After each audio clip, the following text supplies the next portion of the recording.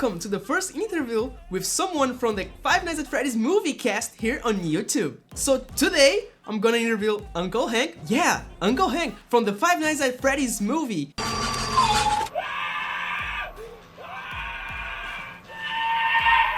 Hank?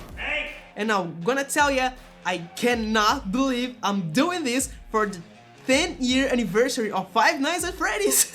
That's crazy. So yeah, this is the biggest video I ever made in my entire life. So I hope it's great. But before the interview starts, I want to share something with you. Something that's pretty cool, by the way. Y'all know this book, right? So yeah, I can't believe I have one in my hands right now. And all thanks for Christian and Elizabeth. Elizabeth, it's a friend, Christian's friend, right? She's also Brazilian, just like us. She was the connection that made it all possible. So this interview, thanks for her. All right, let's go, let's go. So let me show you guys. It's an autograph from Hank itself. So yeah, that's pretty dope. Himself, not itself. So yeah, and alongside with the book, I have some photos too. Just look at this, bro. This pen have a backstory and we're talking about it on their interview, so yeah. Here he's signing the book, that's pretty cool. And Chris and Elizabeth, so that's pretty dope. Our reaction when we opened this book here, it's on the channel, so if you want to check it out, feel free. And leave a like and subscribe, so I don't know. I don't know if you like the content here. So yeah, it's something I never thought it would be possible for me, because I'm just a regular fan, you know? Something like this doesn't happen all the time. So I'm pretty grateful. And yeah, I hope y'all enjoy the show. And apologize for my English during the interview. I was so f***ing nervous. Oops. Hey, how's it going? Hello. Hi, Christian. How's everybody doing today? Great. I miss you. Miss you too. It's good to see you. How are you doing, buddy? I'm very happy. I'm very happy right now. Good, good. I remember. That wasn't too long ago. I saw you before. That's right. That's right. Oh, it's so That's good right. to hear you too. Ah, Honestly. good. Yeah, because I was texting before, right? Yes. Yes. Yes, the first time I was telling him, it's the first time I thought I see you and talk to you like in a voice way, because we've been text message, you've been so busy and stuff. Well, I'll tell you, it's funny because, you know, listen, all this stuff with Five Nights, it's a little bit new to me. You know, I'm learning this stuff as I go, and so you know, I'm finding myself on these you know, people online and stuff, and I didn't realize that you guys were live, and I thought I was watching a video, right? And so I was shocked. I was surprised when you started talking to him, like, Oh my god. oh, it's real, it's live. and so I didn't want to just jump off like a crazy man, but I wanted to you know, I wanted to say hello, but I had to be careful. I was afraid that Blumhouse would get mad at me, you know, for doing stuff. But I understand. But it's all cool. Well, now I can talk about whatever you want to talk about. Oh yeah, let's go. But first, I don't want to jump straight to Five Nights universe, because what I want to do here is just start chill conversation first, like about your career, like how do you start being an actor, how do you two met and stuff. Yeah. So, well, it's I can tell you that story. So, you know, I've been acting for going on 28 years this year. So, and when I started, I went to school to be an actor, and then I graduated and I did not act. I started waiting tables. You know, I became a restaurant waiter for a little while, and then I got real lucky and I got cast as an actor in a stunt show, and that was in Texas for a theme park called Six Flags Over Texas. And that group, we got picked to travel the world and do shows. And so I went from there to Taiwan, and I spent a good, I guess it was about 6 months in Taiwan. And then I moved to Germany to do a show at a place called Phantasialand in Brühl, Germany. And that's where I met this pretty young thing. She was a contortionist in a magic show, her and her sister, and we became friends. She lived right down the road from us, and we all hung out, and I ended up being there for 2 years off and on, and we became very close, very close friends. In fact, she's married to one of my best buddies right now. No So, way. yeah. Which Yeah. she met through the stunt show. He was doing a show in Belgium and would come visit us in Germany, and and then not too long ago I was running a thing called Marvel Universe Live, and I reconnected with both her husband Lyle and her, and I reintroduced them and left, and about 8 months later I'm like, we're getting married. I'm like, what? Yep, that fast. Yeah. Only 18 years and 8 months later. Yeah. Yeah. Pretty funny. That's a cool Pretty story. funny. Oh yeah, listen, I've been blessed to do the things that I've been able to do, and I've been blessed with the people in my life. Elizabeth is a prime example of the wonderful people that are in my life. So it's awesome. Yay. But yeah, and so have you such a good example of a person. That's what you are. Thank you. I spent many years.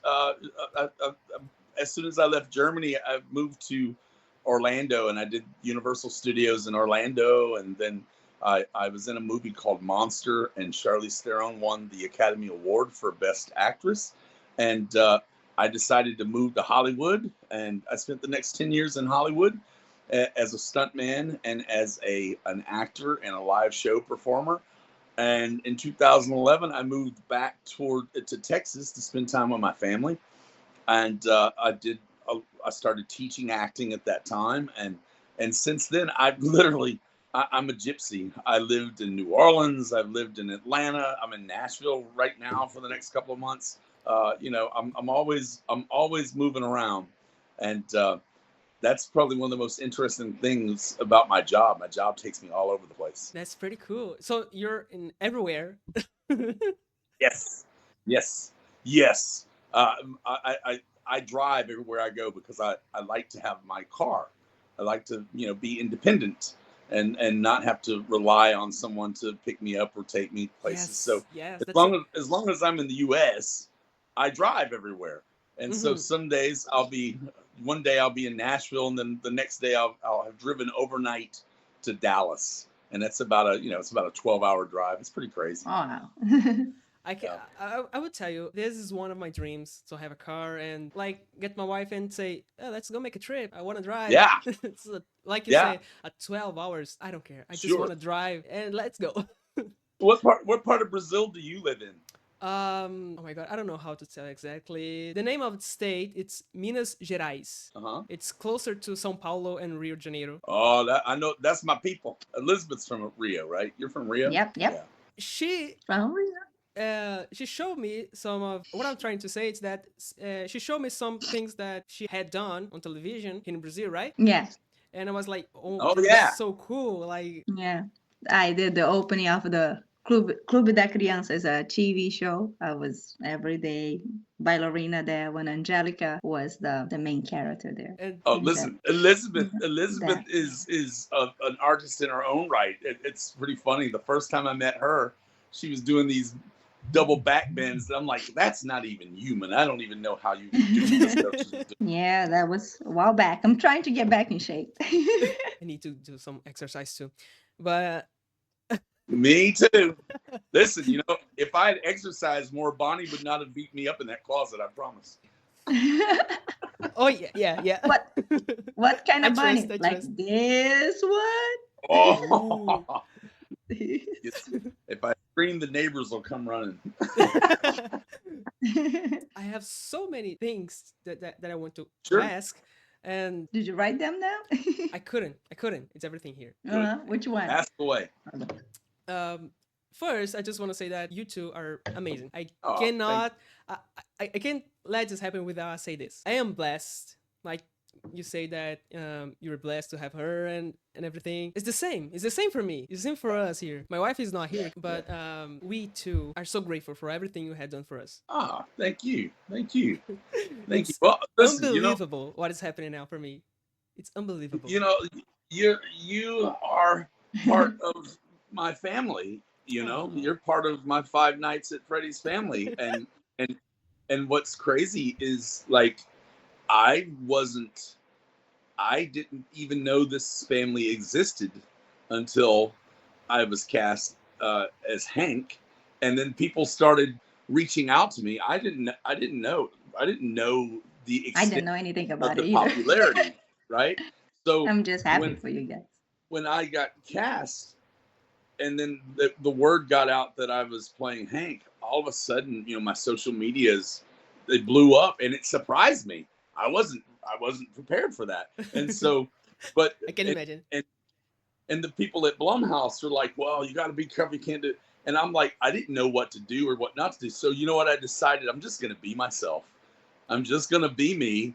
And I know what I can and what I can't say, and I won't say what I can't, but I'm just going to be myself. And Okay. by doing that, I've met thousands of people online that they all have this love for FNaF. And I was the outsider. Like you guys brought me into the family. You brought me into the Five Nights at Freddy's family because, and you accepted me with open arms. The very interesting thing is that the lore that I had to learn the lore on the fly, and it was you guys that taught me the lore. It was the family, the community taught me the lore on my social medias. It's pretty crazy.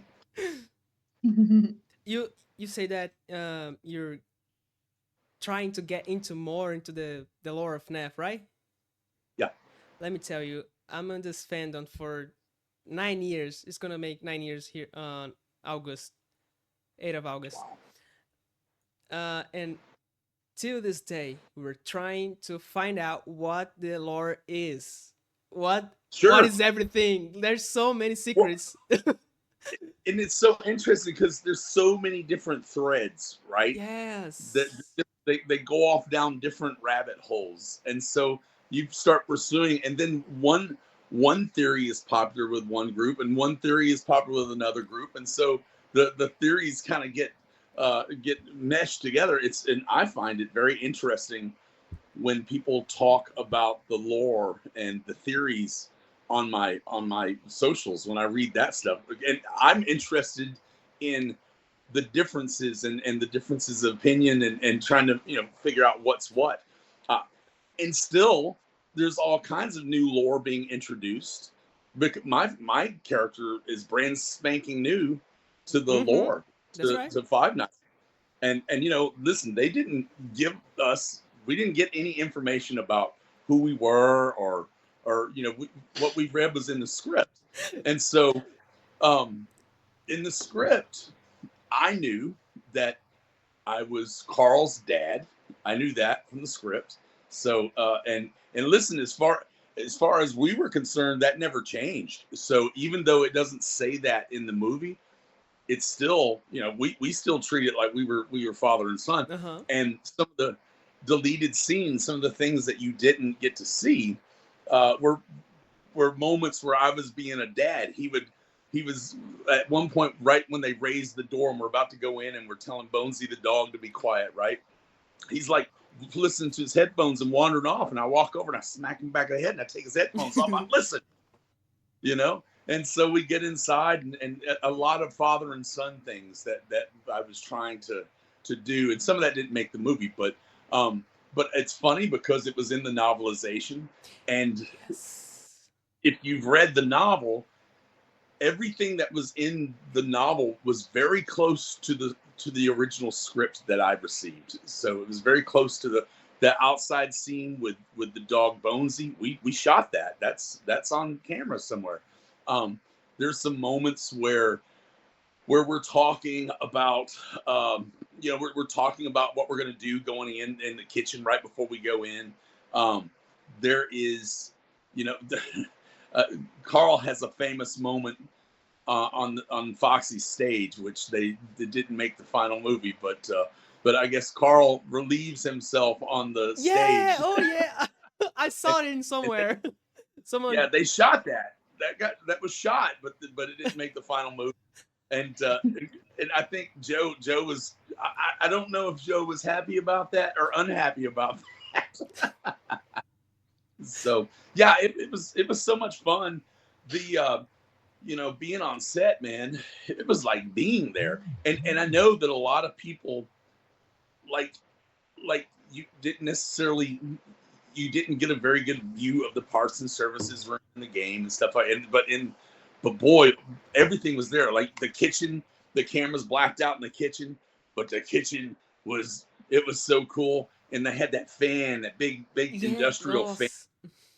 And then Chica, the first time I saw it, I saw Chica gliding past it on her way to take out Carl.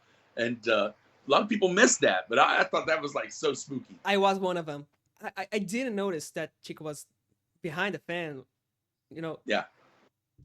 When I saw it, I was so scared. I get so scared. Like, oh, this.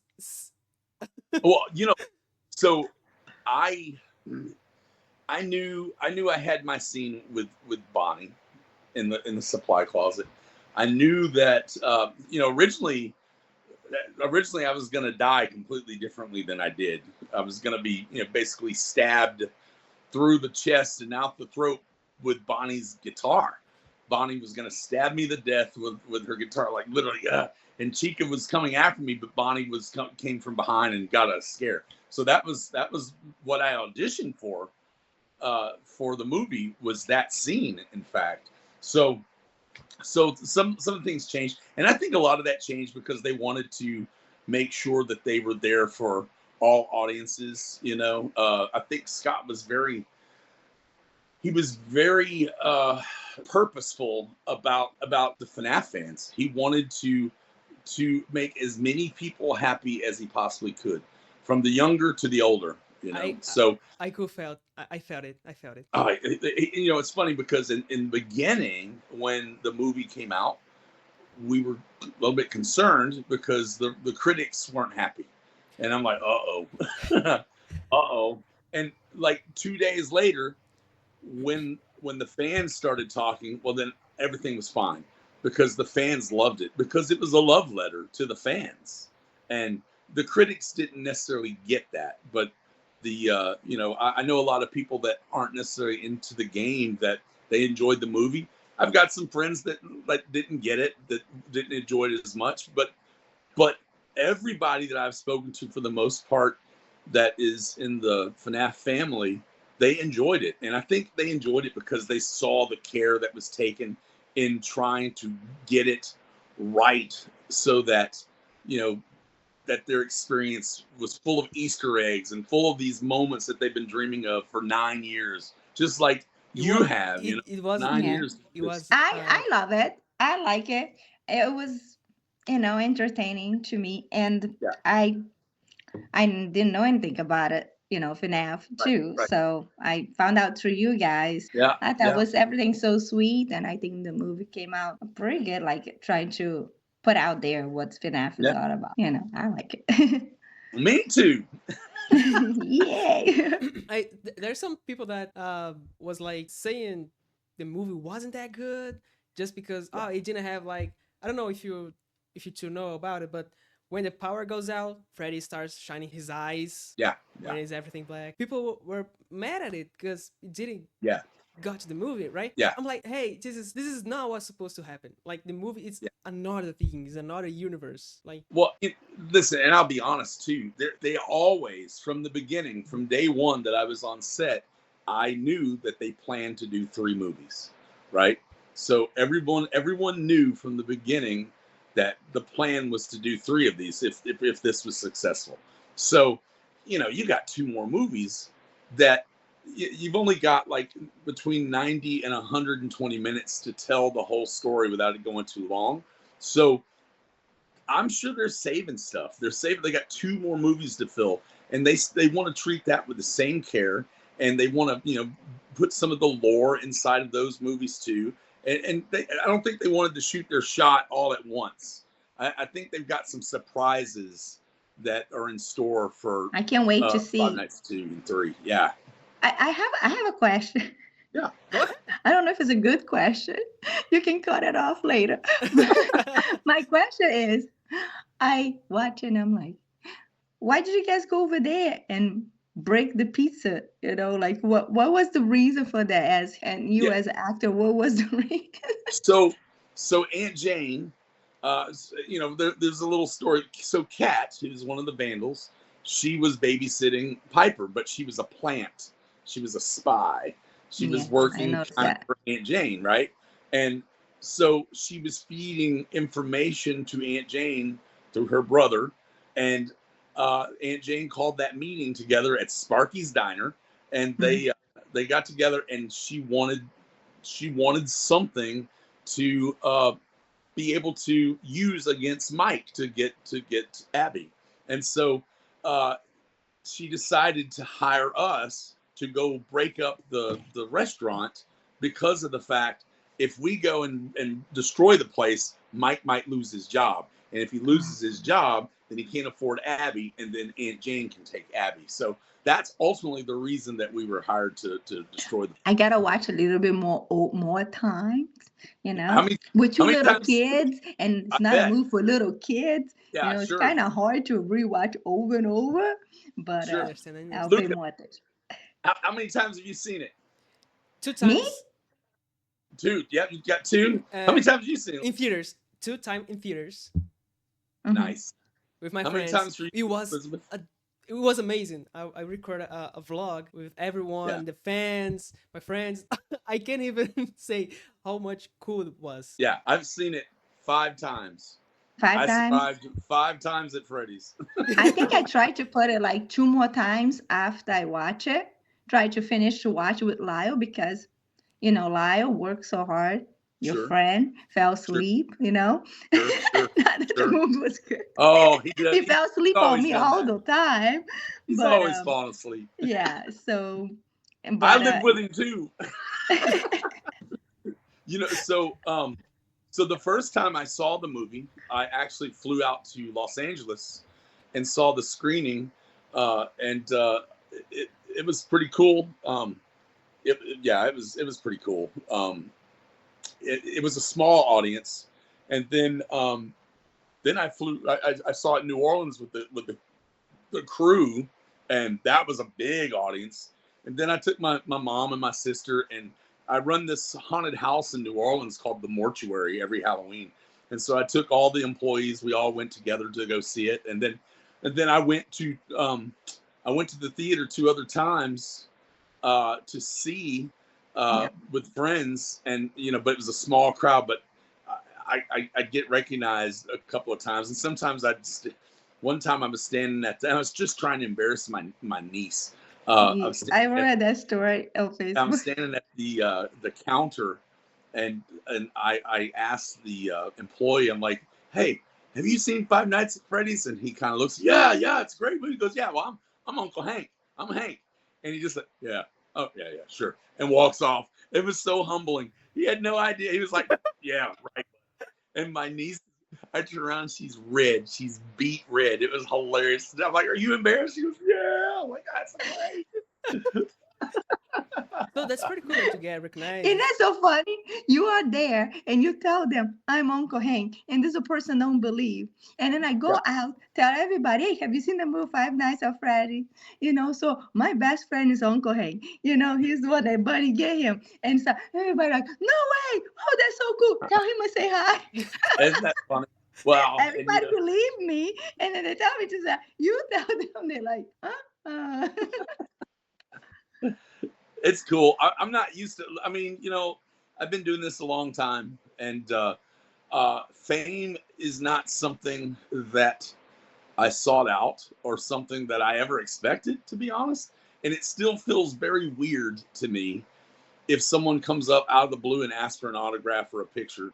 I was at a film festival this past weekend, and I had quite a few people come up and ask for pictures. And some of them actually came to the film festival just because they knew that I was going to be a panelist.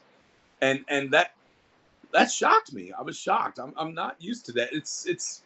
Look, it's so cool. It's so cool to have people that recognize you for your work, particularly after you spent 25 years of your life. And I did a lot of stunt work, and so as a stunt man, you're kind of quiet. You're the the one that Yeah.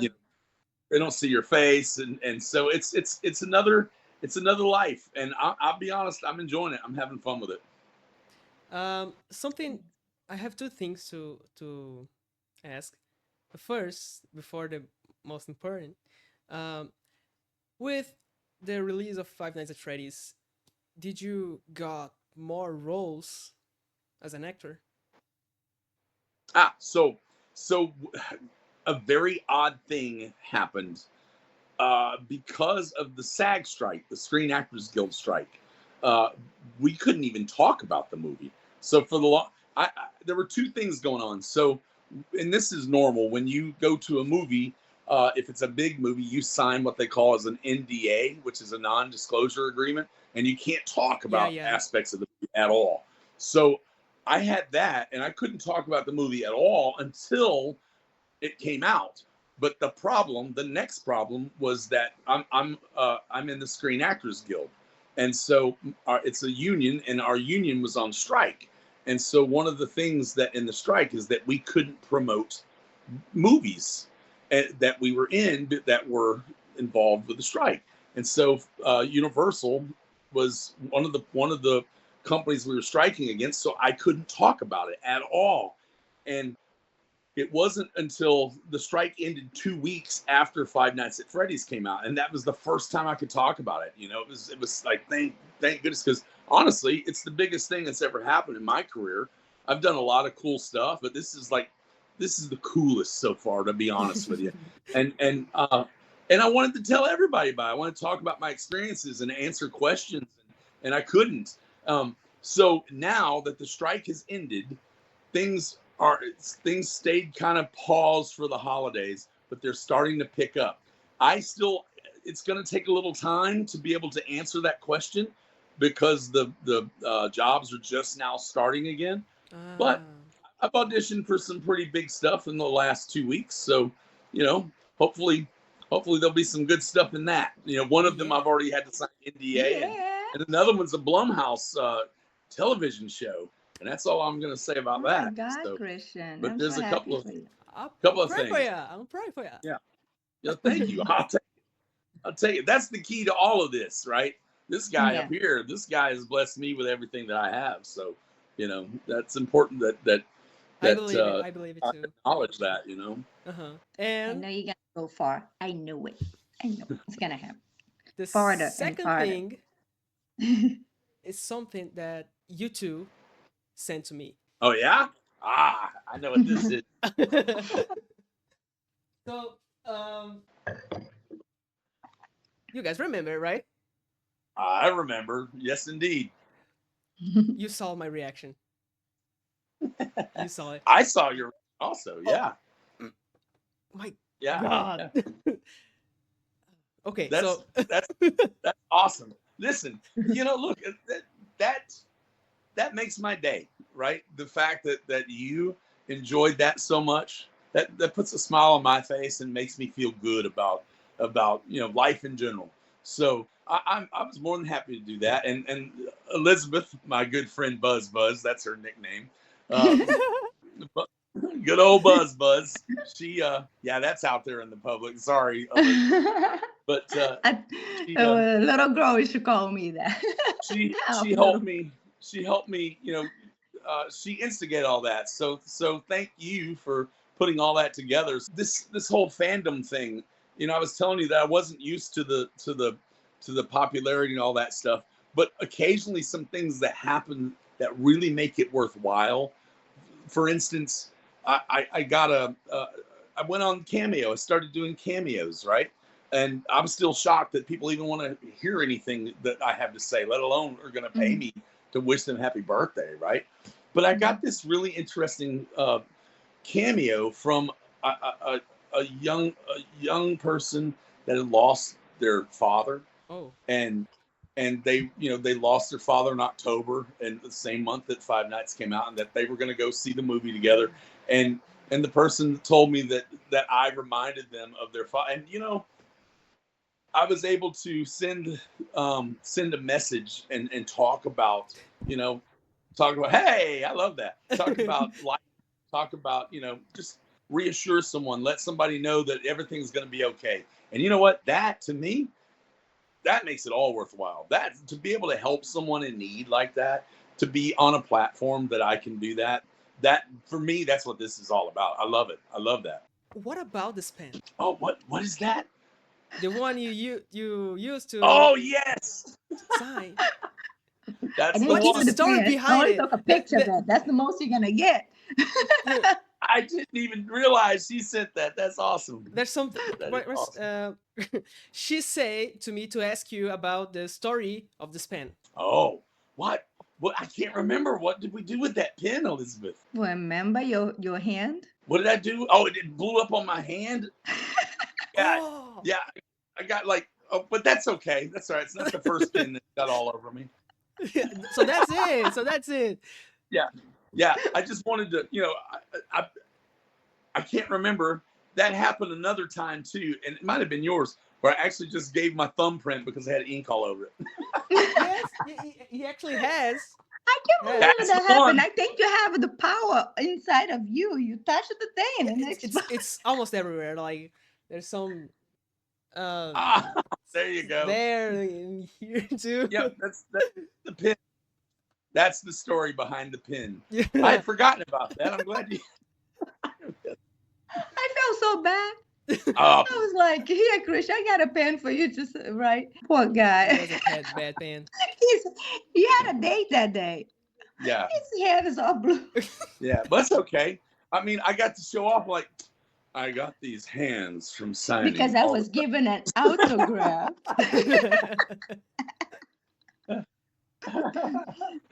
Yes. Yeah, that's so awesome. I'm not gonna use it for nothing. Don't worry. Oh, that's okay. Whatever. Yeah. But now there's something that we on the FNaF community want to know about. It's more about Scott. Did you meet him? Yeah. Yes. Yes, How I he met him on was? several. I met him a couple. Oh, he's a really cool, laid back guy. So he's also. I'm from Texas. He's a Texan, and the first day on set. So the first day on set, we're filming outside the exterior when everybody saw the pizzeria out in the parking lot, and they're like, oh, and it was just a facade. It wasn't a real pizzeria. It was just the front, right? It was about 10 feet deep. In the back, it just looked like a construction stuff. It was pretty funny. But so it was a hot day, and I'm sitting, I'm kind of standing around waiting to go do our bit. And Scott's chair is sitting right there. He offered me his chair. I sat in his chair and stayed in the cool, and I got to watch some of the dailies as they were filming. I got to watch the on camera, and so that was the first time that briefly I met him. And then second time, he bought us all cupcakes. Oh, He that's bought us all cupcakes, and they were cool little cupcakes. And I met him, talked to him briefly, and he and his wife were there, and he was just such a really cool, kind, gracious guy. It's funny because it was his playground. He invited me to play in his playground, and it was so cool to be able to do that. That this is the guy that without this guy, none of this would exist, right? And yet Scott was making sure that I'm okay, I'm comfortable, that I'm having a good time, that that everything's going great. And so that says a lot to me about him as a person. I think he's a really cool dude, and I think he's very, just the simple fact that he made that film for the movies should tell you everything about how much he cares about this community and anyone involved in it, myself included. He really went the extra mile to make sure that we were taken care of. Oh yeah, I get it.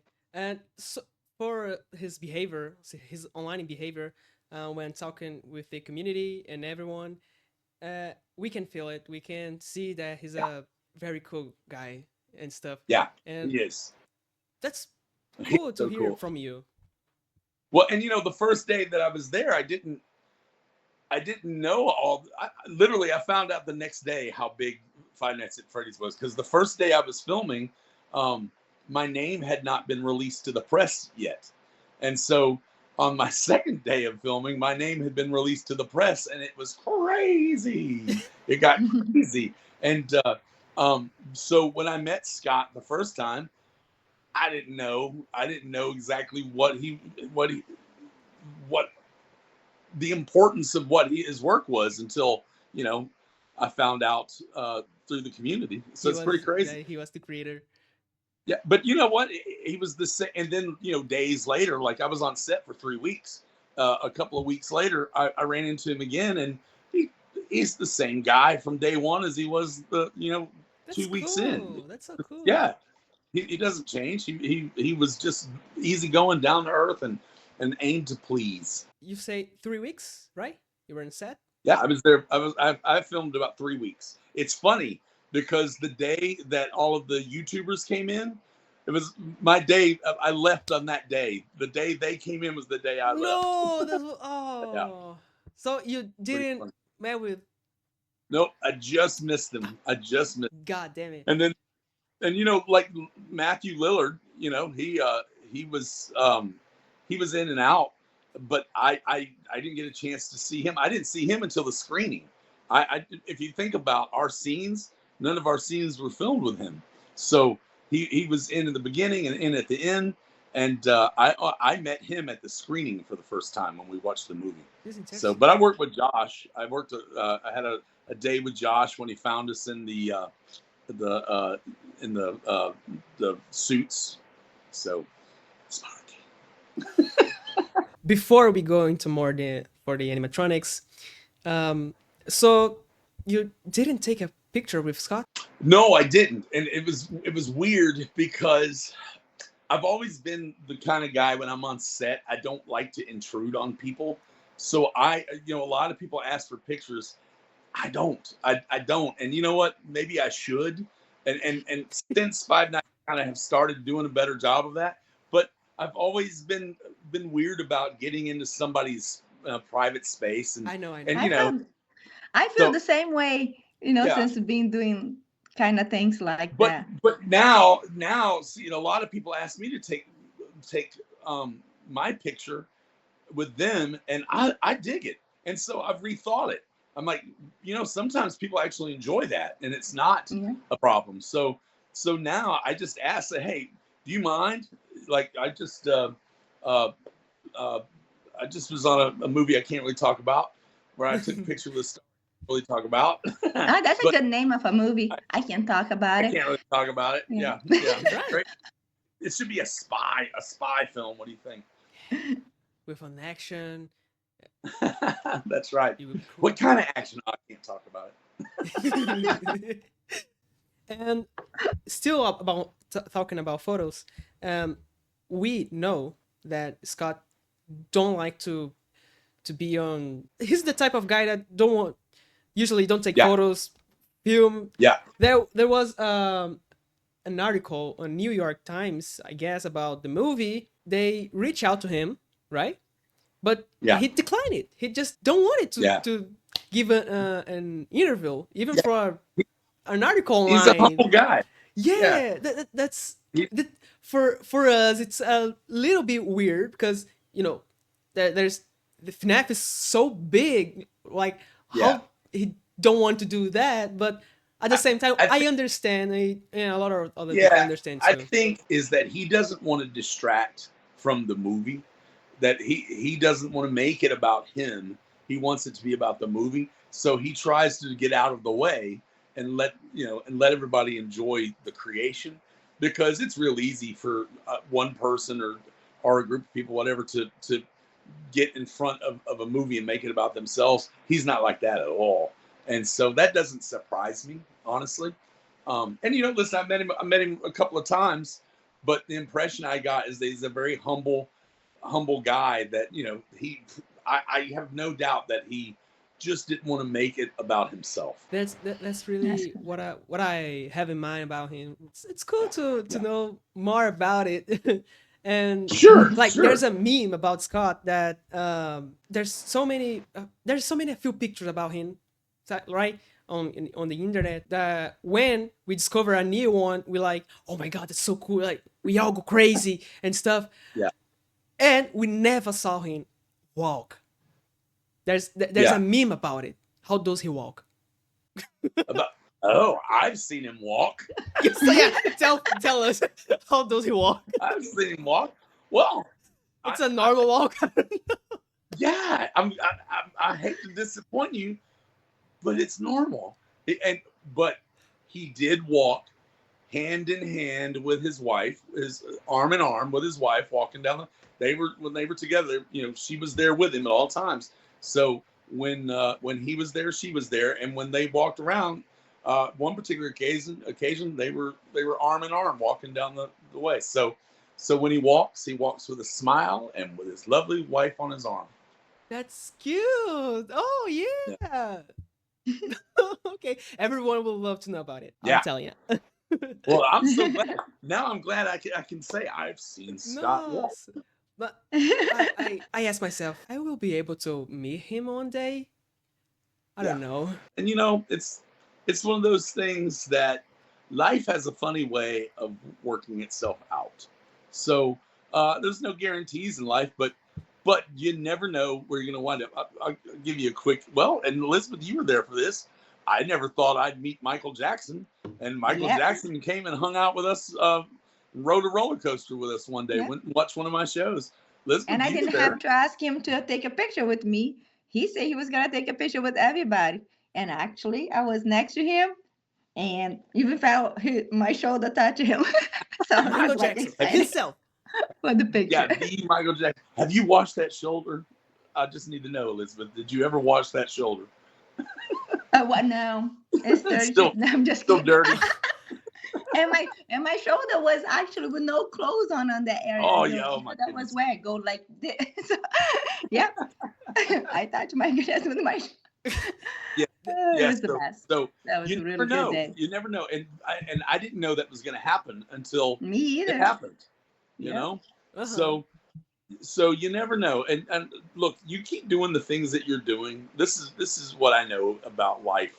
You keep doing the things that you love, and you're going to find the people that love what you love. And so it would not be a long shot to find yourself in the presence of Scott, considering you love the thing that he created that he loves very much. So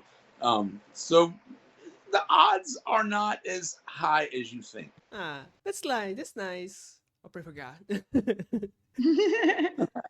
Maybe he can help me. You know, one of the interesting things that I discovered is the huge Five Nights at Freddy's fan base in Brazil. I did not realize it was as big in Brazil as it was. You know, it's funny because I have these on my social medias. It tells me who's watching me and where. And it's like 1 is the U.S., 2 is Brazil, 3 is Mexico, and 4 is England. Which I knew. Crazy. I knew England, right? I knew the U.S., but I didn't realize that Mexico and Brazil were as big Five Nights at Freddy's fans as they were. So you know, you keep your eyes open. I'd love to come down there and do a convention and meet folks and sign autographs and do all that stuff. So if you know of anybody that's interested in bringing Uncle Hank down to do a con or something, I'd be interested. I will try my best to find it for you. Yeah. Sure. And I love Brazil. I mean, one of my best friends is Brazilian. I can't help it. Who is that? Oh yeah. Oh yeah. It's your sister. Your sister. Oh no, it's Buzz. There's a huge community like here in Brazil. Like the movie itself made $20 million. That's really good in the Brazilian box office, yeah? Yo, it was the biggest success in October and November here. Oh wow, that's crazy. You know, it's funny because when the movie came out, they were talking about how I was reading the critics and how they said that it'll only make so much money. And I'm like, no, it's going to make more than that. I think they said it'll only make $40 million. Like, no, it's going to make more than that. And it doubled what they thought, because I don't think the general public knows about the FNaF community. The thing that I've discovered is that FNaF community knows about FNaF, but people outside of FNaF don't know about FNaF. And so one of the interesting things I've run into with the conventions is that they don't really know that there's such a demand for Five Nights at Freddy's. And I'm like, there's a huge demand. And I think they're going to find out, but I don't think they figured it out yet. Just like the people in the box office didn't understand that people were going to show up to that movie. So, And the toys what's at that? the store. The toys at the store and Walmart. Sure. And when I went there, and it's like they have the stuff, and then I don't know, I have nothing. Like you don't have any choice to make. It reminds me of Pirates of the Caribbean. So in the early 2000s, Pirates of the Caribbean came out, and no one thought it was going to be successful. There was no toys. There was no, there was not a lot. And then when it blew up, well, then of course, everybody knows what Pirates of the Caribbean is now, but they didn't expect it to do well. And so this is a situation where I think it's a lot like that. It's not that they didn't expect it to do well. I don't think they expected anything at all. I don't think they knew what to expect. And so I'm very happy to say that we surprised them. Yeah, that's the best part. And to let you know, it was such a big thing here. I have the posters and everything about the movie. All those posters back there. Bunny here, Foxy too. Oh, and I just got triggered. Oh my god! Oh no, my camera died. Okay. See? Okay. See what happens? You show me a picture of Bonnie, and then everything went black. Yeah, that's what happened. But Bonnie's aggressive. A monster. Did you know that this was the first character Scott made that gave him nightmares? And Yes, I knew that. Bonnie is a thing. And I think that's one of the reasons he checked on me before my scene to make sure I was okay. Yeah, but it was so hard to get these guys. So hard. Yeah. I have the 2 posters, the pizza boxes over there. It was hard. I had to pay for it. How hard? Okay, I have a question. Do you work as hard to get that than get Christian on your life? Or which one was harder? Because seeing how life goes. Surprisingly, it was more easy to have Uncle Hank here than these guys. Yeah, well, and my schedule is crazy sometimes, so I'm glad that it worked out. I'm glad too. Ask your questions, and you know what? Before you do, let me tell you a little something about the animatronics, if that's okay. Go ahead. So when I first got on set, the scene where we saw when I dealt with the animatronics was at the end of the 3 weeks, right? The last week was, the first week was going and getting into the pizzeria. The second week was us destroying everything, which was so cool, by the way.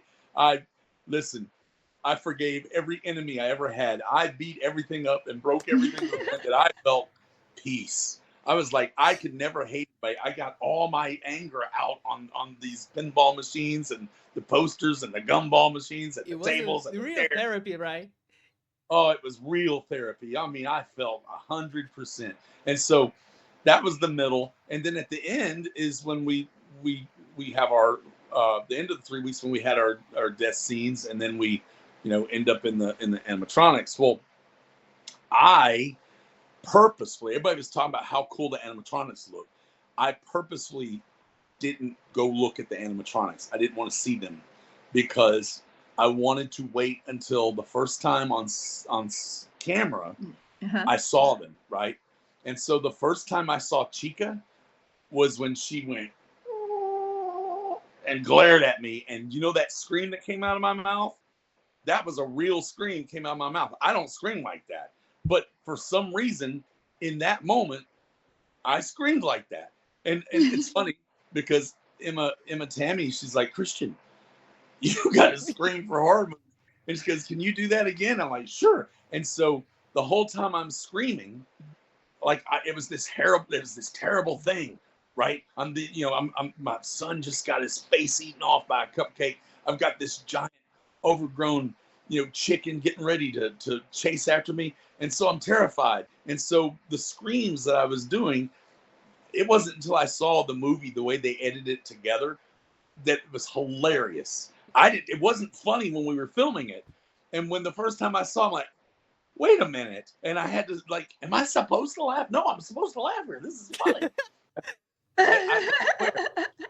I sounded like R2-D2 running across the Millennium Falcon and running into a wall. It was hilarious. It was so much fun.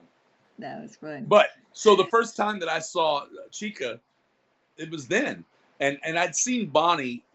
Some people, if you've seen my video, when I turned the camera and says, I don't know about you, but I think I saw him move, right? That was the first time that I saw Bonnie, and I was getting ready to go in to do my scene. And so I saw him for a second before I actually. Oh my gosh, that's so cool. But yeah, so anyway, that's some behind the scenes stuff. Someone with the production told that Foxy arm and Bonnie arm went on fire. It was with you? No, it wasn't with me. I've heard that rumor. I've heard that. I don't know for sure if it did or didn't happen. But the animatronic Foxies, they're animatronics. They had wiring. They had all these systems, and I could see how it might have happened, right? Yeah. I could, but it didn't happen. It didn't happen on my watch. But I heard about it the same way you heard about it, through the socials. And here's something. I think everybody thinks that Blumhouse calls us up and lets us know stuff, right? And there was a time when they did in the beginning before the strike, but after the strike, we didn't hear from Blumhouse at all in terms of, we couldn't talk because of the strike, of course. Yeah. But it was like you guys were getting the same news we were getting at the same time. So it was like when the trailer came out, I didn't know it was coming out until it came out too. I'm like, what? There's the trailer, and you guys had posted the trailer before I'd seen the trailer. Isn't that funny? It was Elizabeth, please just translate, because yeah, please, português, no worries. Foi muito louco, porque was crazy. A gente tava, por exemplo, eu e a minha esposa, a gente tava indo pro trabalho no dia que o trailer foi His wife was going to work. Oh, okay. And then the notification came. I went silent for a moment. I started to cry. Did you watch it on the bus, or did you wait till you got home to see it? It was a painful day till we reach home to watch it. I want to see it in my. I don't want to be distracted. I want to watch on my own. Right. So what did you think? This is a question from me to the FNaF community. What did you think when the first trailer came out and was leaked? How did you feel about that? The leaked one? Yeah. That's a great question. Like, at first, personally, I have to watch it because when the news came out that you were Hank, I went immediately to make a TikTok about it, right? Because I give the news to the people. But in this case, I was really careful. Because about leaks, I don't support. I don't want to give attention to this, because if I give attention, other people will give it to and will spread it like this. This is something that it can't spread. Yeah. And that's it. I didn't cover it. I spoke to my friends like, hey guys, don't watch it, and my public too. Don't watch it. Let it go. Let's wait till the official one come out. It will be a lot better. That's cool. And it's funny because I was the same way about it. I did watch it. I saw it because I wanted to see. I didn't know if it was legitimate or not, right? I didn't know if it was the real thing. Yeah, we were so I watched concerned about it to see. And I was like, oh yeah, that's it. That was the real trailer. And so I thought that it might cause a problem at first, but they were smart. They released a different trailer first, right? So they released something brand new for everyone to see, and then they came back and later they re-released that one as we got closer to the movie. But I thought that was very smart, and it was pretty cool. Like the first time that trailer came out, and I realized that, you know, even though, you know, as an actor, you want these roles to, like we talked about, turn into other work. You know, I want to be able to, I love this career. I want to do this the rest of my life. So my hope is that I do something at this level, and that I'll have more work coming down the road. But because of the strike, we couldn't talk about it. And so I was really upset about the potential of what I might be able to, you know, miss out on. But it was so cool because Blumhouse, I was, myself and Joe and Kat, we were almost in every single trailer. And it was so cool because I didn't have to talk about it, because they were doing my talking for me and putting me on every TV and on every movie screen in America in those trailers. And I swear, I was worried by the time the movie came out, like, there's nothing left to see in the movie of me. It's all on the trailers. It's pretty funny. I was hoping that you wasn't going to die. I really wish that you stay alive for the second one. And to this day, I'm like, oh my god, I hope they make flashback about Hank, because I want to see him more. I know that, you know, obviously, I don't know anything about the second movie yet, and even if I did, I couldn't say anything. But you know, the hope is that they find a way for Sparky, or, you know, the unnamed animatronic dog filled with Hank sauce comes back. You know, that would be cool. I'm open to it. I would love, you know, I love this community, so I would love to come back. But also, I want it to be a good story. So if just coming back to come back, I want to come back if it makes sense in the movies, and if it really, you know, tells a good story. So that's what it's all about. I love it so much that I don't want to just come back. I don't want to make it about me. I want it to be about making a great story. We think the same way too. We the community think the same way. And the hope is, you know, is that they find a way to do that. And if not, you know, then we'll have to make a spin-off Blumhouse television series about the life of Hank. I mean, we could do that, right? Oh, I will watch it for sure. Because Five Nights, it's something really special for me. Really special. Yeah. It made my childhood. It made my teenage years, and now I'm adult. So yeah, I don't feel like I'm FNaF. It's okay to not feel like an adult. I have yet to grow up. About the strike, I was thinking it's not fair. Like, it's the biggest job that you, Joseph, and Kat were doing. Like, oh my god, I really wish that they were able to talk about it. You know? Yeah, you know, the timing was not ideal for that strike. Because of the fact that, you know, I just what could have been, we'll never know.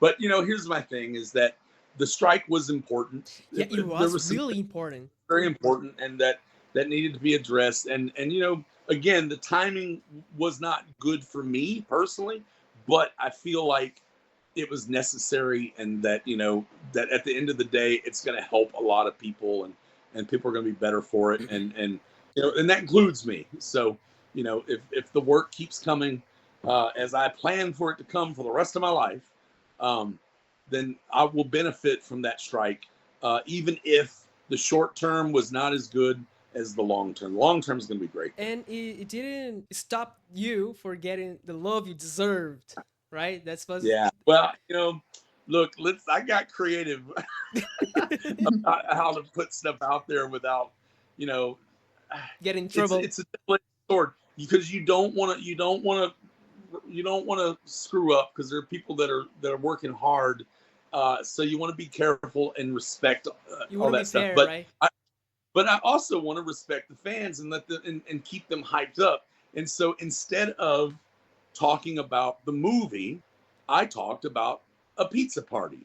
And so I was always talking about the countdown to the pizza party. We're all going to the pizza party on October 27th, right?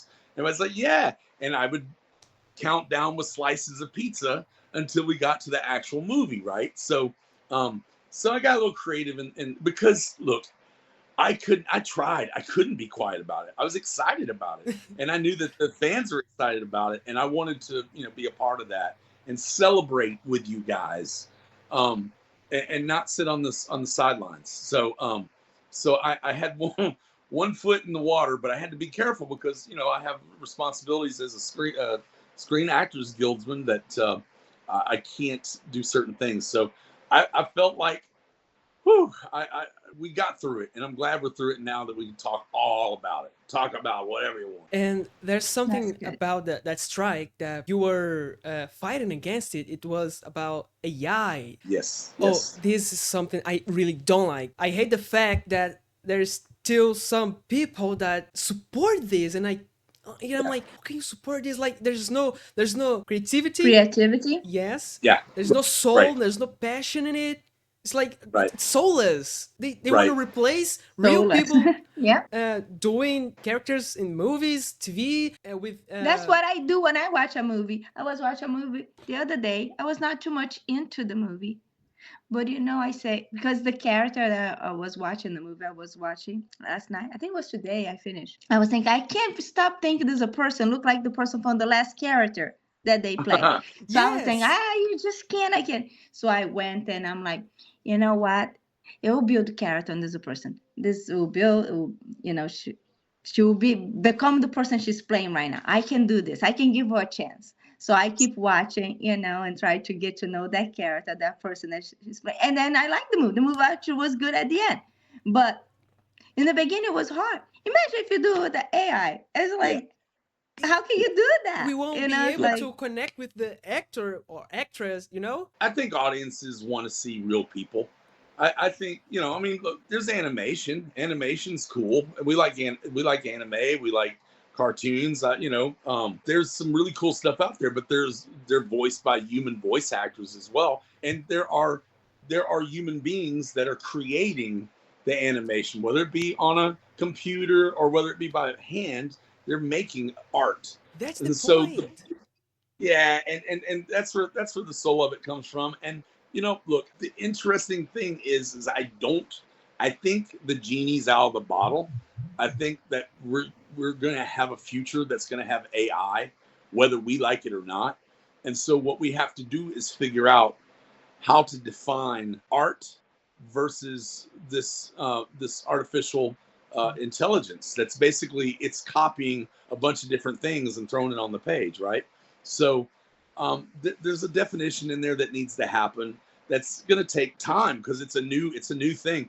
And one of the interesting things about this strike and about us striking against AI, it was the first time the Writers Guild and the Screen Actors Guild. That's not just for us. That's for the workforce in everything, in writing what anything that involves words, anything that involves visuals, graphic art, all that stuff. They don't need a person for that anymore. So we have to figure out how to make sure that AI is a tool and not the end all be all.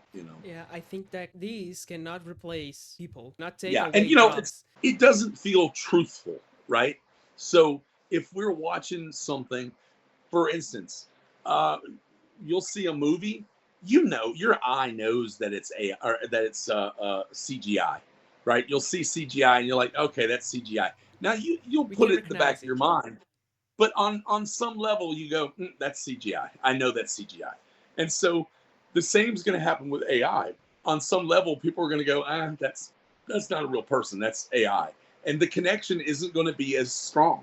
So I think that ultimately it's going to be the audience that dictates where we go. And I really believe that the audience connect with human beings more so than they do with artificial intelligence. And some people, some people don't know the difference, and some people don't care to know the difference. But in our world, it's important.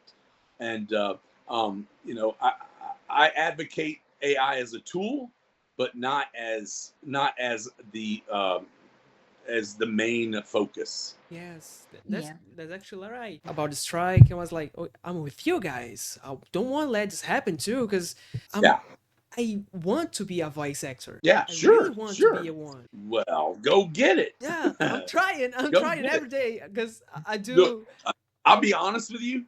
If I can do what I'm doing, you can do it. There's no difference between you and me. I'm just a regular guy from Texas that, you know, I grew up in a small town where people weren't actors. My dad was a fireman, and my mom, she worked at restaurants, and I was going to go to school and be a doctor, and that did not happen. I went into school to be a doctor, and I came out an actor. Don't ask me how that happened, but it happened. And but You're gonna have to pretend you're a doctor in one of your acting movies. Yeah, that's it. That's it. I will say that education, I learned a lot of really cool stuff that, you know, that made me look smarter than I really am. But no, listen, and this is true not just of you, but of anybody. Anything that you want to do, it's possible. You just need to, it's knowledge. You just need to get knowledge and understand what it is. And the more you know about something, the more connected to it you can get. And eventually it can become something really significant in your life, particularly if it's something you love. I fight for doing the things in life that you love. And for me, it's an actor. And I've fought my whole life to be an actor. And I will fight that fight until my last breath. And for you, if it's being a voice actor, you know, just do it. Just get the information you need and take one small step at a time. Learn this piece and then the next piece and the next piece. I mean, you've already got the equipment. So now, That's right.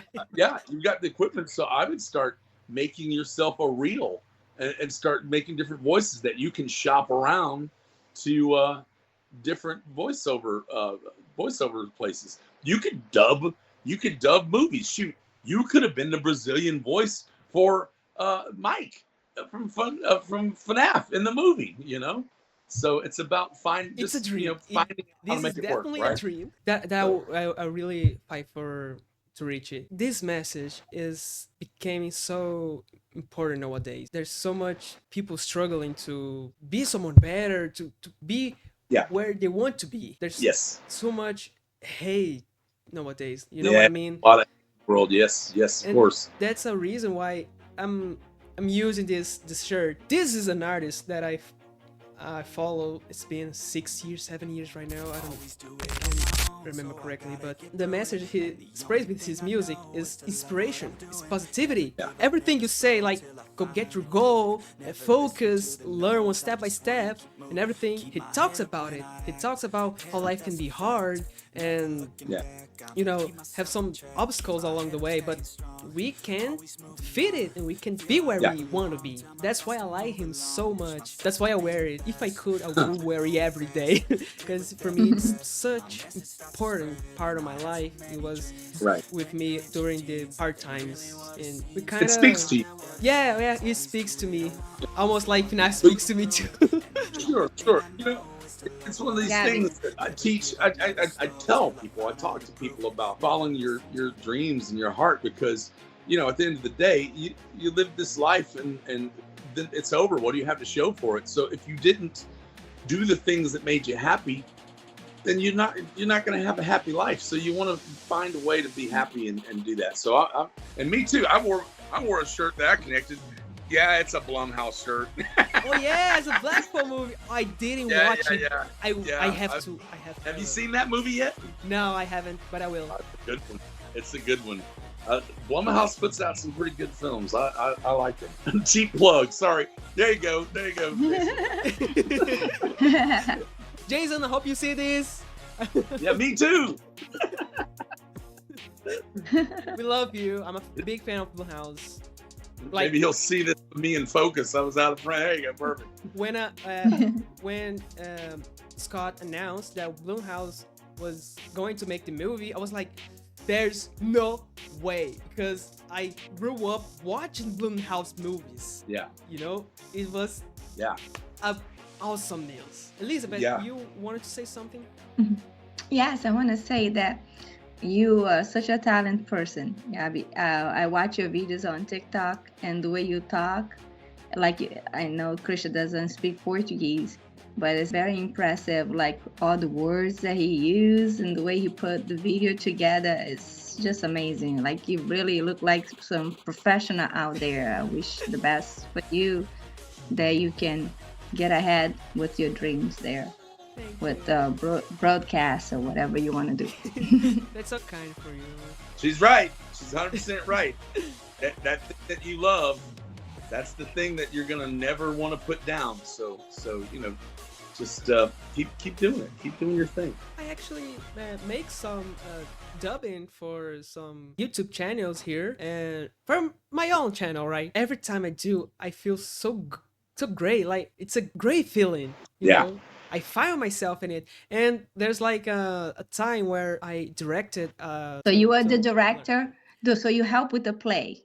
yeah, A yeah, play. I That's was I what was you the said. director, and I acted. There wasn't enough actors, so I filled the hole. And when I was on stage, it was overwhelming. I know where this is going. Yeah, same. I get the same feeling. Great, and I can't wait to back to it. You know, Yeah, yeah. so I'm gonna go and try to reach this dream. What one of my earliest memories, I did plays in school, right? In high school and junior high, and on my senior year in high school, I did a play called Rumors, was the name of the play, and I played this foreign exchange student, and it was a comedy, and it was funny, funny, funny, and at the end, people were chanting my character's name, and I'm like, what? What? I didn't know what they were saying. I heard them, but I couldn't believe they were chanting my character's name. And so I was shocked. And that feeling I got just blew my mind. And that's what that night is where I'm like, the seed was planted that led to Hank. Because Hank might not have, or at least I wouldn't have been Hank if that seed hadn't been planted back then. Oh, I want to give you I'll give you something. So this is kind of information that people ask me about that I think it might be good to address. So people ask me, why do they call you Uncle Hank? Okay. Right? And they're like, why do they call you Uncle Hank? You're not an uncle in the movie. And that's true. I was never called Uncle Hank in the movie. What happened was on the socials, somebody called me Papa Hank or something, and somebody said, no, we've already got a father of FNaF, so let's call him Uncle Hank. So the community started calling me Uncle Hank, and so because the community looked at me as their uncle, which I thought was pretty cool, and so I've embraced that, and so I call Uncle Hank. That's a love letter from the community to me, and so I love calling myself Uncle Hank, but it confuses people who watch the movie. They're like, "Who are you the uncle to?" I'm like, "I'm not an uncle in the movie." But just so you know, in the novel, they made it to where I was considered the uncle to Cat and oh geez, what's the other character's name? You the Cat's brother? Cat's brother. What's it? Jeff? Oh yeah, Jeff. I think it's Jeff. Yeah, Yeah. Jeff. Oh, I know David. It's funny. I know his name, but I couldn't remember his character's name. But yeah. So Jeff, in the novel, it talks about how that Cat sees Hank and his wife as aunt and uncle, which I was like, okay. So they made it canon. They made it. It was They made me, which I thought was really awesome because it wasn't canon until the novel came out. So that's why I like so this. now I am Uncle Hank. For the community. You're And uncle for to my girls. the lore. And it's funny because all my nieces like, well, you were my uncle first. And I'm like, well, I know, yes. It's not a competition at all. Oh, I know. I tell them that. Well, I said it first. Well, yeah, but you know. Oh, guys. That's all right. I got about 20 more minutes before I got to run. So if whatever you, we can talk 20 more minutes about anything you want. Any more questions? Trying to think if there's anything that I can think of. I can think of all kinds of stuff. So here's another one. So people don't know this. When I was filming the scenes and I'm breaking everything with the baseball bat, I was whistling the Toreador. So the whole time I was whistling the Toreador. I was destroying everything. And I was mic'd, and originally it was going to be me whistling that song while I wrecked Freddy Fazbear's. So, but they ended up changing it, and it turned into what it turned into, with me screaming like R2D2, which that's fine too. That was fine too. So you can see how when I went to watch the movie for the first time, I'm like, what just happened? You nail it. You nail it. Thank you. It's so much fun. It's a lot of fun to do. So do people ask you to scream around? They do. I get that occasionally, and most of the time, you know, it's funny because that scream is so blood curdling that I scare people. Like I've got people outside. If I would scream for you guys if it weren't for the fact that they would call the cops. My God. And I'll tell you another interesting thing. So when I did that, it was an accident. I didn't, like I said, I don't normally scream like that. And it wasn't anything that I planned. It just happened. And Emma Tammy's like, can you do it again? And so I kept screaming the same way. And it was just so wild. But by the end of the day, I don't know, I probably screamed 30, 40, 50 times. By the end of the day, my head hurts so bad. From all Are you gonna do more TikToks talking about behind the scenes? Yeah. I need to. Because I got a good viewers there. Yeah, I need to get back up on that. I've been so busy during the holidays and stuff that I wasn't able to do that. But I've had a lot of requests, so I will get something going with story time with Uncle Hank. And please do it with another job you have, like other casts, not just Oh FNaF. yeah, sure. I would love to see more about other movies, TV shows you're into. Sure, for sure. I'll do the best I can with that. And you know, I've got a new movie coming out this weekend. And I've got a small bit in that. It's called Double Down South, and it's about a billiards hustler. It's pretty interesting, and the star is a guy from the Sons of Anarchy television show. His name's Kim Coates. He plays Tig on Sons of Anarchy. And then the director won an Oscar for the screenplay Dead Poets Society. So Wow. So you know, I'm rubbing elbows with some important people. Don't forget to post on Facebook. What's that? Your family and friends can see. Yeah, you know, it's crazy. I should post that stuff all the time, and I get so busy and I don't get to it like I should. But one of these days I'll marketing manager. Talk more about Emma. How was to be able to work with her? She was careful like Scott was with everything. Sure. And you know, it's funny because, you know, she's got this job of, she has a vision as well, you know. So when you're making movies, it's a collaborative deal. It's not one person saying do this, do this, do this. Everybody's bringing their own unique flavor and style to the movie. Even right? you with your scream. Yeah. Everybody brought something different, and I brought that crazy scream, right? So and it's become an iconic part of the movie, and it cracks me up because I didn't know that was going to happen when that happened. It was just a kind of a good luck thing that happened, right?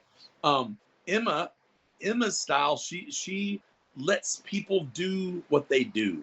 Like, one of the things I appreciate about a good director is she makes sure that the shots lined up. She goes through it and makes sure that we know what's happening in the scene, that we know the full story, and that we understand what's all about to happen. And then she lets us do our thing. And she was so giving. She allowed me to create the character that I created. She didn't dictate to me to do this, do that, though sometimes that's necessary too. But in this particular occasion, she really gave me the freedom to explore Hank. And you know, Hank is this mean dude who's been to jail himself a couple of times, and he's intimidating, but he's getting older and he's trying to score a payday and retire, him and his wife Darlene. And so they want to retire. And you know, in my mind's eye in this story, Hank, Joe is his, Carl is his son, and he's been getting into all kinds of stuff. He wants to be a criminal, but he's bad at it, and he's getting in trouble. So I've taken him under my wing to show him how to be a better criminal and not get caught. And of course, the first gig we all get killed. So obviously I'm no Oh. role model. That wasn't a good way to end the story. Yeah, yeah. So it was fun. She was awesome to work with. She really was. I'm pleased to see that they're bringing her back to do 2 and 3, because one of the interesting things is that you get better. Like once you do it once, you get better because you know how to do some things that you didn't know how to do on the first one. Yeah. And then you just build on your success from the first one. So I think she's going to do a fantastic job in the sequel for sure. When I remember when I saw the announcement of her being the director, and then I searched what other movies she made, and I watched it, and I thought, Yeah. okay, so Five Nights are in good hands, you know? The thing is, Scott said that she was the only one that he worked with that understood the complexity of the story, the lore about FNaF. She understood everything he had in mind to it. Like it was 16 directors, different directors. Yeah, sure. It was crazy. Absolutely. And listen, every director has a different style, and every director has a different vision, and sometimes they don't align with the producer or the creator. And so, of course, Scott, being protective, wants to make sure that whoever is directing is in alignment with what he wants to get out, and for the fans. And so, and she was that. She was also very meticulous about making sure that this movie was for the fans as well. So, this is every bit as much Emma's movie as it is Scott's in that regard, because they worked very hard together. They spoke every day. Every day they spoke about stuff. So Scott was there till day one, till the end of the shoot, right? So he was there. He was there a lot. He wasn't always there physically every day. If I remember correctly, I believe he had like a feed where he could watch what was being filmed, that they would send it to him, and so he could comment on stuff. That's cool. So that's a nice information, actually. I remember I have a group of friends. We were discussing about it, if Scott was present every day during the films, right? We're like, I think he was some days, and others days not. Yeah. We weren't sure about it. I'll say this: he was working on the movie every day. Imagine. He wasn't necessarily there on set every day, but he was working on that movie every day. And he was, I saw him, he would at least pop in a couple of days a week, because I saw him several times. And many times he wouldn't come in, but he'd send a coffee truck or a gourmet cupcake or something, just to let us know that he was thinking about us. So I can't speak enough about this team. Like, there's enough. You get to the point when you work in show business that sometimes it feels like you go to set, you punch a clock like you're going to work, and then you go home, right? This set didn't feel like that at all. This set, like, everybody it was a family. Like, it really was a family. And I knew a lot of the people on set, the stunt people. I knew 90% of the stunt people. Whoa. Because I've been in the stunt industry for a long time. So immediately I was hanging out with people that I used to work with years ago. I hadn't seen them in years. Kevin Foster, who plays the Freddy animatronic, he's one of my really good buddies, and I haven't seen him in a long time, so we got to hang out. And the stunt coordinator, Andy Dillon, and I are really good buddies, and we got to hang out. And the rigger, Tim Bell, were really good buddies, and we got to hang out. So there's so many aspects. And it's funny also because Jim Henson's Creature Shop are the ones that created the animatronics. I worked on a project with one of the girls that did that for a movie called I can't remember, but it was the Muppet movie years ago. It was like the love non this Muppets movie. Yeah. Oh, I can't remember the name.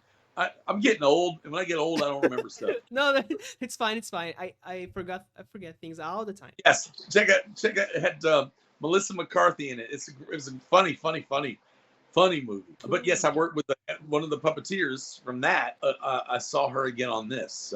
So when you're an old dog like me, you start seeing a bunch of familiar faces on these sets. That's why on the BTS video, everyone is happy working on it. Yeah, we can see that it was a very unique experience, because we were all amazed. It was like working at Freddy Fazbear every day. Like, every day you go into this place, and I grew up And I used to go to Chuck E. Cheese when I was a kid, and I'd see these animatronics, and man, that makes it even scarier because I can imagine. Know what I mean? Any other question? I got about 10 minutes. Now I got to run out of here. But Okay. Anything else you got for me? Quickly, what do you know now about the FNaF lore? Oh, well, so I know I really, really dug into the original Five Nights at Freddy's with the Bonnie. And listen, I tell you, the creepiest thing for me, I'm a storyteller. I love stories. And the creepiest thing for me was learning about William Afton's backstory and just the terrible things that Afton did to these kids and stuffing them in these suits, and the thought that these poor dead children are decomposing in these things just reviles me. And it's funny because the lore from the games, there in some cases it's different from the lore in the movie. And I'm curious to see how that plays out, because I'm a Marvel fan. I grew up. I saw your Marvels poster back there. I'm a Marvel fan. I grew up reading the comics because when I got introduced to Spider-Man was in the 70s when I was a real little kid, and so the movie didn't come out until the 90s, and so there were things about the movie that were different from the books. Yes. And so they kind of do the same here. And, as long as it's not too crazy, it's fine. I'm curious to see where the movie's going to go with the lore.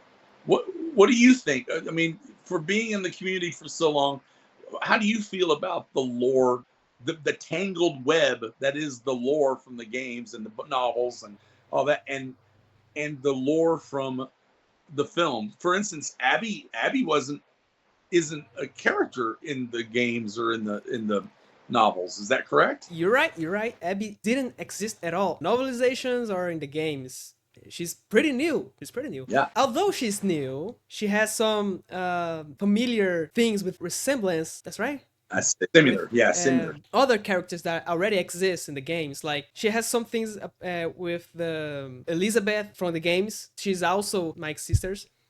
She was going to die in a similar way in the movie that happened in the games, so there's some things that are similar too, but she's pretty new. Although, by the way, what I expect to come is that they bring more about the William Afton backstory. That's what everyone is hoping to see, because I agree. we get to see little things about his life, about his past. We all know what he has done to the children, even though to his own. I know, right?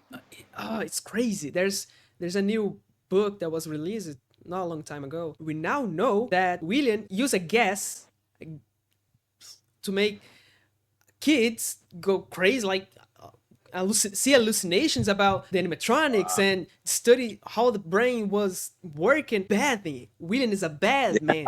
It's a really bad man. He is a bad man. So we want to see this in the movie. Matthew Lillard, it's perfect for this role. Yes, he is. He is perfect. Listen, I'll be honest. My favorite scene in the movie isn't my scene, although I like my scene. I love my scene for personal reasons, but my favorite scene in the movie is when Spring Bonnie makes his appearance. That boom, boom, and that crouch. I was like, oh, and that is my favorite part when in the entire movie is when Spring Bonnie arrives. So that whole crazy when this scene came up. Me too. What's your favorite, Gabby? What's your favorite scene in the movie? Do you have a particular one? Yes, the fort scene. Oh, that was so cute. Yeah, you like the fort scene. Okay. The when Bonnie makes the the thumbs up and thumbs up. Over. Yeah. Oh. We all laughed. It was so funny. Is there anything like that in the games? I didn't see anything like that in the games. So it's so different. But it's so cute. It's cool. Yes, it's cool. It's cute. It's cool. And there's not in the games. I feel like Scott wanted to make the animatronics more like the children in it. Yeah. Yes. Kids, when they get angry, can do some violent things. Throw rocks and do stuff. So can the animatronics. Just the difference is they're deadlier than your average kid. And maybe not even on purpose. They're not even aware of the evil that they're doing at that time. In this book, Yes. we learned that the animatronics, they're not bad at all. They're just mean to adults because an adult hurt them in the first place. Sure. Scott I love that. Scott made it great for us. I love that. I love that he was able to take the familiar story that we all know and turn it on its ear and make it new for us at the same time. Yeah. Elizabeth, did you have a favorite scene? Yeah. Tell us. Which scene? When the garage door open, look like garage door open, you show up. That's my favorite scene. It gotta be, yeah. You're 20 Pretty bucks is in cool, the you mail. know, with the bat. You know, you look bad. Well, you know what? Listen, that's one of my favorite scenes is me with that bat over my shoulder. I looks like such a badass. And then I go inside. That's what I was saying, badass. Here's one of the things that cracks me up is that I go inside. I'm a badass. I'm breaking everything. I'm mean. And the minute I see something scary, I drop that bat and run and scream like a girl. That's the best part of the movie. Come on. Yeah. It was fun. It was quite the memorable scene. It was really iconic, and that honestly surprised me. I didn't expect it to be as well received as it was. I didn't know, but now I know, and it's like one of the coolest things I've ever done. So it's very, very cool. But Gabby, I've got to get out of here, but I have a family to take care of here too. Quickly, can you say something in Portuguese for us? I can certainly try. Okay. Can you say salve para Minas Gerais? Salve para Minas Gerais. Yeah, you said it right. Did I? Yeah. I'm watching Elizabeth. Elizabeth's looking at me squinting, going, "I gotta get it." Say save for Minas Gerais, the state. Yes. Which one? You basically said a save for Minas Gerais. That's what you said. Yeah. Well, there you go.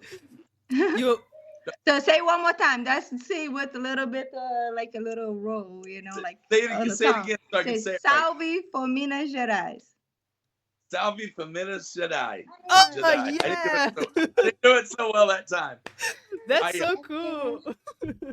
Well, listen, the only Portuguese I ever learned and remembered was sangue bom. Sangue bom. Sangue bom. Sangue bom. That's it. I don't even know. Is that good? Did I say something terrible? No, it's not. It's good. That means you're good blood. Yeah. Good blood. Yeah. It's like you're good. You're a good person. You're good. Thank you, bone. Thank you, bone. He learned that 27 years ago when I met him. That's the one thing I recall. That's fun. It's so funny. I think we were probably drinking a lot. Sangue bom. So. So yeah, just to end this up, I want to thank you again for your time, both of you, and thank you for being such incredible people. Thank you. This is the longest I've been able to sit and talk to Elizabeth in a long time, so I appreciate that too. And if you come to Brazil one day, come to my state, Minas Gerais. Of course. And you have to try our best food. That is pão de queijo. What's it called? Pão de queijo. Pão de queijo. That means cheese bread. Yes. And by the way, it is the best food in the world is from Minas Gerais. I was there with the circus that I work for, and then I can't believe the food there. It was so awesome. Well, you didn't have to, that's all it took to sell me. I'll be there. You have to try. You will love it. Trust us. I love me some food. Hold on. Been able to talk about my experiences and share that with you and anybody else that's interested in listening. And of course, thank you to my good friend Elizabeth Buzz. Love you to death. And I love you too, Chris. We'll see you soon. All right, Gabby. Get plans. Bye. Okay, Let's guys. talk later. It was Bye, a blessing. Christian. Talk to you later. And thank you, God bless Bo. y'all. Yeah. Yeah. Thank you. Thank you, Bo. Woo. Bye-bye. Ciao, Gabby. Ciao, Christian. Bye. We did it, guys. We did it. I'm so happy. I can't even tell. Oh my god. That's why I love FNaF, man. That's why I love. É por isso que eu amo FNaF, mano. Tem tanta coisa que aconteceu na minha vida só por causa dessa franquia, mano. Tipo, o que eu gente. Tô surtando ainda, velho. Eu tô surtando ainda.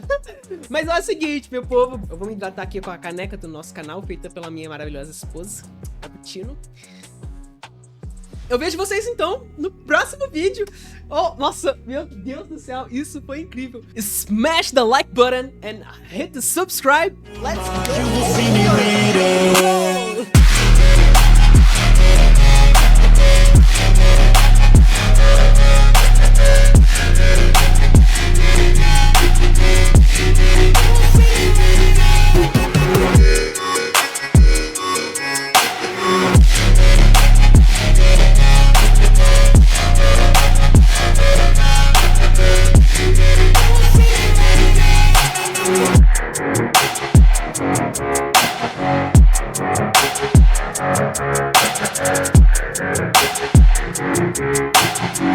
back.